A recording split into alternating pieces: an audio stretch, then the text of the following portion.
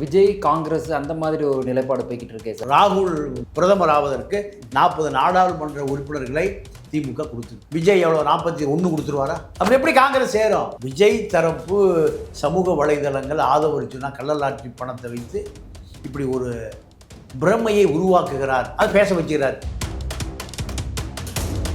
பிரவீன் சக்கரவர்த்தி மாயவரத்தை கேட்குறார், மயிலாப்பூர் பார்ப்பான் கொடுக்கல, அதனால அவன் திமுகவை உடைக்க பார்க்குறான். திமுகவை உடைக்க வேண்டிய அழிக்க வேண்டியதுதான். அது இதெல்லாம் மக்களை முட்டாளாக்குற வேலை. அண்ணா ஒழிச்சார், கருணாநிதி ஆதரித்தார். நேருவின் மகளே வருக, நிலையான ஆட்சி தருகன்னு. திருடுவதை கண்டுகொள்ளாமல் இருப்பதற்கு டெல்லி ஆதரவு வேணும். இதுதான் இந்த ஃபார்முலாவை முதல்ல கண்டுபிடிச்சது கருணாநிதி தான். இந்தியாவிலேயே உரிமை என்பது ரத்தம் சிந்துவது, சலுகை என்பது சமரசம் ஆகிப்போம். காங்கிரஸ் ஏதாவது 4 சீட்டை கொடுன்னு கேட்கறதுக்காக இந்த சீனெல்லாம் போடுறான். இந்த கம்யூனிஸ்ட் எல்லாம் போடலை. ஏன் திரும்ப போடலையா? திரும்ப என்ன போய் இது எந்த கூட்டணிக்கு போவார்? முரண்டு பிடிப்பதை போல நடிப்பது தானே தவிர இது எந்த சாத்தியம் இல்லை. திமுக கூட்டணி விட்டு அவர்களுக்கு போக்கிடமே இல்லை. விஜய் வந்திருக்கிறதுனாடி திரும்ப கொஞ்சம் ஒரு தொகுதிகள் குறைவாகும் போது போடுறதுக்கான வாய்ப்புகள் இருக்கா சார்? போய் பிஜேபியில் சேர்ந்து போகிறான் தாவேக்கா. அதாங்க தன்னுடைய கடைசி மூச்சு வரை உழைத்த தந்தை பெரியார், காமராஜர், கக்கன், இப்படி எவ்வளவோ தலைவர்கள் இன்னும் வாழ்ந்துட்டு இருக்கார். ஐயா நல்லகன் 101 வயசு. இப்படி தலைவர்களாக இருந்த இந்த மண்ணில் ஜனநாயகனா பராசக்தியா ஓடுதியா நாடு.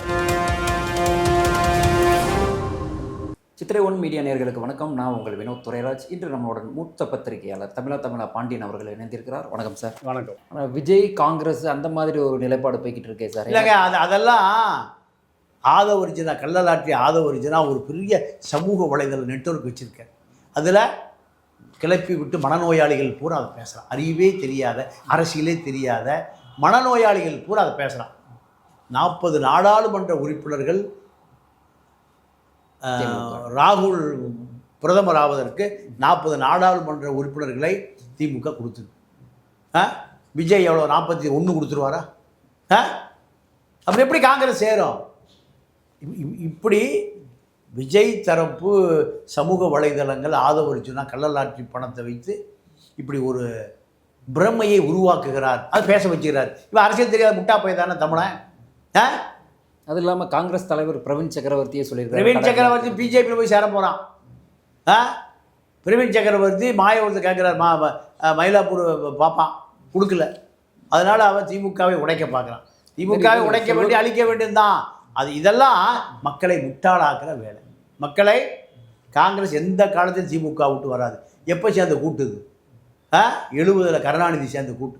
அண்ணா ஒழிச்சார், கருணாநிதி ஆதரித்தார். நேருவின் மகளே வருக, நிலையான ஆட்சி தருகன்னு.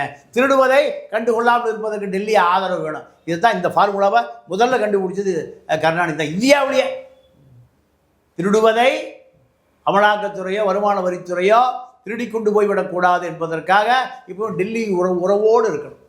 இதுதான் கருணாநிதி கண்டுபிடிச்ச ஃபார்முலா. எப்போ? 70 50 வருஷத்துக்கு முந்தி, 55 வருஷத்துக்கு முந்தி.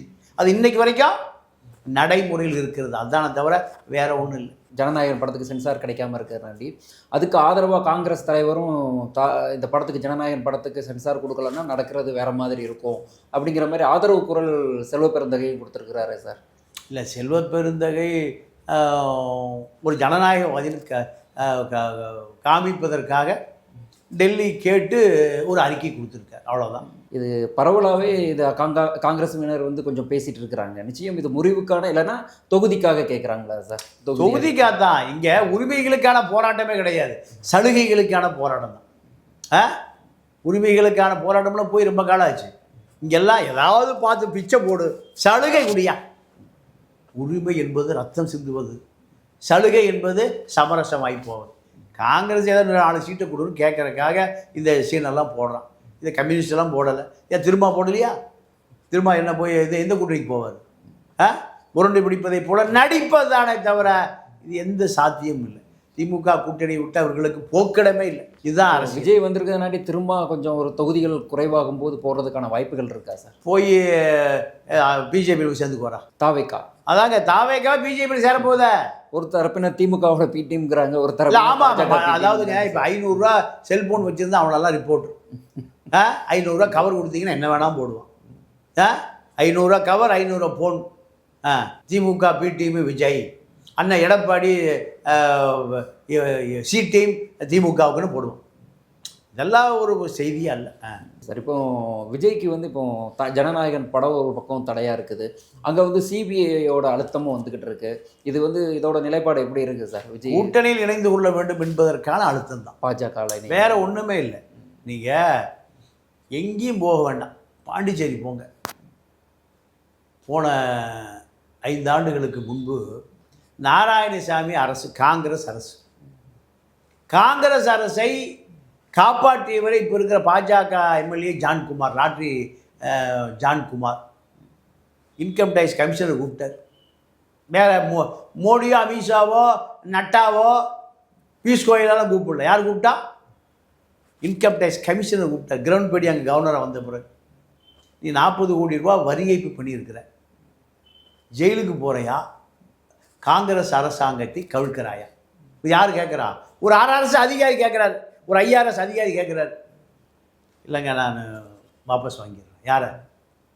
நாராயணசாமி அரசுக்கு கொடுத்தா, காங்கிரஸ் அரசுக்கு கொடுத்த ஆதரவை வாபஸ் வாங்குறேன். வாபஸ் வாங்க என்ன ஆகும்?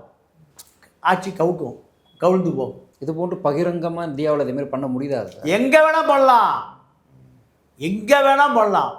ஏன் மகாராஷ்டிராவில் நடந்தது, பீகாரில் நடந்தது, ஹரியானாவில் நடந்தது, ஒரிசாவில் நடந்தது, திரிபுராவில் நடந்தது.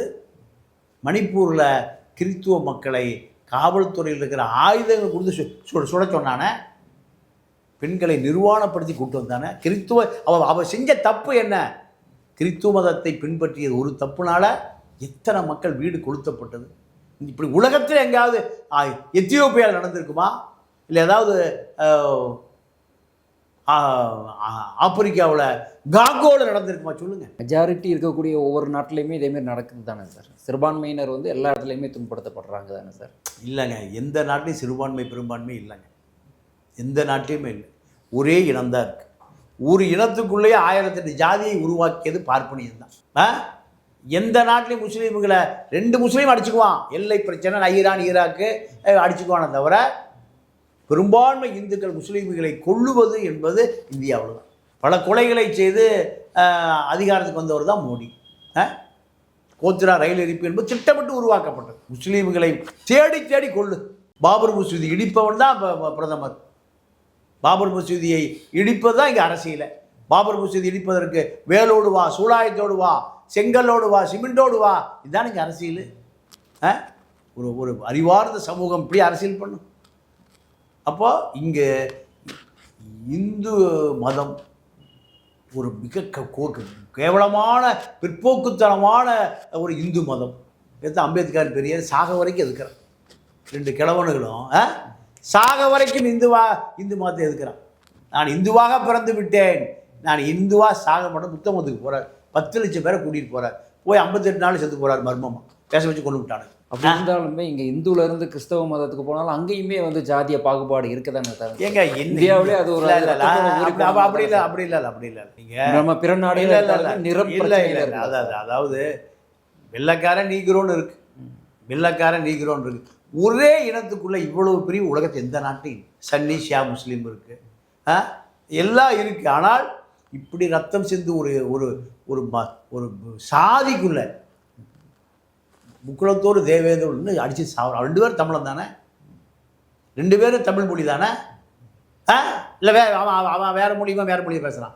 அவன் கருப்பாக வெள்ளையாவாக இருக்கான், இவன் மஞ்சளாக சேப்பாவாக இருக்கான், எல்லாம் ஒரே ரத்தம். அப்புறம் எதுக்கு எவ்வளோ கொடூரமான இந்து மதம் இதை சாதியாக பிரித்து வச்சுருப்பார். சேர சோழ பாண்டியனுக்கு வரைக்கும் ஜாதி சண்டையே இல்லை. தமிழனாக இருந்தான். எந்த மாளிகபூரும் அங்கே உள்ளே வர முடியல. மாளிகபூர் முகலாயன் வெள்ளைக்காரன் விஜயநகர் எவனுமே உள்ளே வர முடியலையே தமிழனாக இருந்தவரை. இவன் இந்தியனாக மாறினான். தமிழுடைய கலாச்சாரம் பண்பாடு இலக்கியம் எல்லாம் போச்சு. 1000 வருடமாக எந்த தமிழ் இலக்கியமும் எழுதப்படவே இல்லையே. இப்போ இருக்க இலக்கியங்கள் மூலம் எவ்வளோ 10,000 5,000 5,000 வருஷம் முந்தி உள்ள இலக்கியங்கள் 1000 வருடங்களாக சேர சோழ பாண்டியனுடைய அழிவுக்கு மறைவுக்கு பிறகு தமிழ் இலக்கியங்களே இதுவரைக்கும் எழுதப்படவே இல்லையே. அப்போது இந்த இனம் சாதியான பிறகு சிதறுண்டு போனது. இன்னும் அது சிதறுண்டு கொண்டே இருக்கிறது. உயிரிழப்பு நடந்து கொண்டே இருக்கிறது. கவின் செத்துட்டே இருக்கான். அதான் பெரியார் சொன்ன கொள்கையை வந்து பாரம்பரியமாக கடைபிடித்து வரக்கூடிய திமுக இன்னமும் அவங்க ஆட்சியில் இல்லைங்க வந்து இல்லை ஜாதி இல்லை ஒழியலையே சார். தவறு தவறு தவறு. பெரியாரை ஒழித்தது அண்ணா தவறு. பெரியாரை ஒழித்து சினிமா கலிச்சடைகளை கொண்டு போய் அரசியலில் விட்டதே அண்ணாதுரை கருணாநிதி தான். பெரியாரை ஒழிச்சு பெரியார் அடையாளம் தெரியாமல் அநியாயமாக செத்து போகிறார். 95 வயசு சாகும்போது உங்களை எல்லாம் சூத்திரர்களாக விட்டு சாகிறேனேங்கிறார் டி நகரில். உங்களை எல்லாம் மக்களாக சூத்திரன்னா என்ன? பார்ப்பானுடைய வைப்பாட்டி மகன், வேற என்ன? அதான் மனு தர்மத்தில் சொல்லுது. அப்படி தான் சொல்கிறார். சூத்திரவாள் சொல்கிறானா? அதுதான் பெரியார் சொல்கிறார். என்ன முதலமைச்சர் ஆகணும்னு விரும்பினாரா? ரெட் ஜெயிண்ட் ஆரம்பிக்கணும்னு விரும்பினாரா? சன் பிக்சர்ஸ் ஆரம்பிக்கணும்னு நினச்சாரா? இல்லை அதை ஜனநாயக படம் எடுக்கணும்னு விரும்பினாரா? இல்லை, இந்த மக்களுக்காக தன்னுடைய கடைசி மூச்சு வரை உழைத்த தந்தை பெரியார், காமராஜர், கக்கன், இப்படி எவ்வளவோ தலைவர்கள் இன்னும் வாழ்ந்துட்டு இருக்கார். ஐயா நல்லகண்ணு 101 வயசு. எப்போ தூக்கத்தில் போய் எழுப்புங்க, இந்த மக்களை பற்றி தான் யோசிப்பார். இப்படி தலைவர்களாக இருந்த இந்த மண்ணில் ஜனநாயகனா பராசக்தியா ஓடுதியா நாடு? பராசக்தி படத்தில் அதிகமாக தமிழ் பற்று 1963 67 சார், அந்த டைமில் உள்ள போராட்டங்களை முன்னெடுத்து வருது. அதை நீங்கள் எப்படி பார்க்குறீங்க சார்? எல்லாம் மலிவான விளம்பரம், மலிவான அரசியல். சிவகார்த்திகேயன் இமான் பொண்டாட்டியை காணோம்னு தேடிட்டு இருக்காரு. அதுவும் இருக்கா இல்லையா? அப்போ இவர்களை பொறுத்த வரைக்கும் இந்த 500 கோடி ரூபா ஆகாஷ் பாஸ்கருக்கு ஏது? பெரிய டாட்டா பிர்லா அம்பானி கும்பானி பேரனா? திமுக அடித்த கொள்ளை தானே அது. ஆகாஷ் பாஸ்கர் ஏதுங்க 500 கோடி? அடித்த கொள்ளை தானே அது. அப்போது அது இடி ரைடும் வந்து அது கொஞ்சம் அதான் இடி அவர்களை கொஞ்சம் கட்டிங்க கொடுத்தா அவனும் வாங்கிட்டு போயிட்டே இருக்கான். நம்ம ஊர் போலீஸ்காரனுக்கு பிடிக்க வந்தால் ஏட்டையாவுக்கு கட்டிங்க கொடுத்தீங்கன்னு வாங்கிட்டு போயிடுவார். அவர் போய் எஸ்ஐ இன்ஸ்பெக்டர் எல்லாத்தையும் அவர் பார்த்துக்குவார். இதுதானே அரசியல் இங்கே. பராசக்தி திமுக பிரச்சாரம், இந்த பக்கம் 500 கோடி, இந்த பக்கம் 500 கோடி. யாரும் மீண்டும் ஆட்சியை பிடிப்பார்? சரி, இதை தாண்டி எந்த அரசியலும் இல்லை. யார் மீண்டும் ஆட்சியை பிடிப்பார் அப்படின்னு பார்த்து சொல்லியிருக்கீங்க. அடுத்தடுத்த விவாதங்களில் வந்து நம்ம சந்திப்போம் சார். நன்றி, வணக்கம்.